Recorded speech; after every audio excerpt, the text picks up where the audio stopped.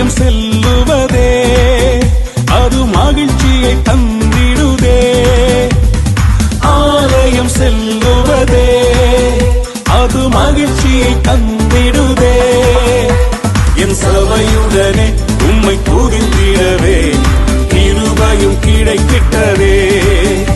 என் சபையுடனே உம்மை துதித்திடவே கிருபையும் கிடைத்திட்டதே. Come on everybody, ஆராதிக்க வந்தோம், அன்பு கூற வந்தோம், யெகோவா தேவனையே.